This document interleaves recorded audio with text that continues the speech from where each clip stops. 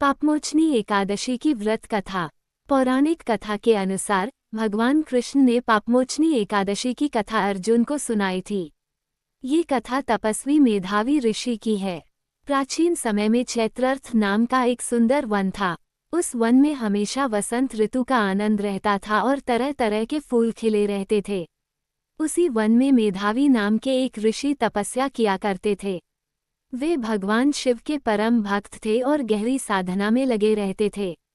एक दिन गंधर्वों के राजा चित्ररथ अपनी अप्सराओं के साथ वहां आए। उन अप्सराओं में मंजूघोषा नाम की एक अप्सरा की नज़र मेधावी ऋषि पर पड़ी।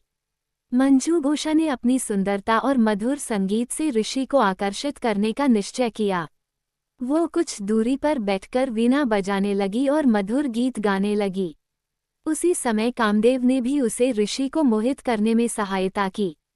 धीरे धीरे मंजूघोषा के संगीत और रूप को देखकर ऋषि मेधावी का मन विचलित हो गया।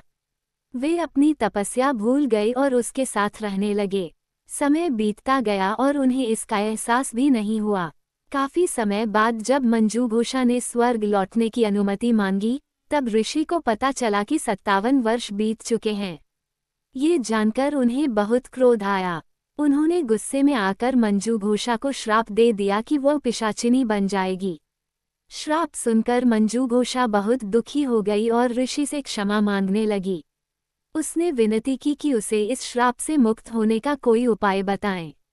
तब ऋषि मेधावी का क्रोध शांत हुआ और उन्होंने कहा कि यदि वह चैत्र मास की कृष्ण पक्ष की पापमोचनी एकादशी का व्रत रखेगी तो उसे इस श्राप से मुक्ति मिल जाएगी। इसके बाद ऋषि मेधावी भी अपने पिता च्यवन ऋषि के पास गए और अपने पाप का प्रायश्चित पूछा।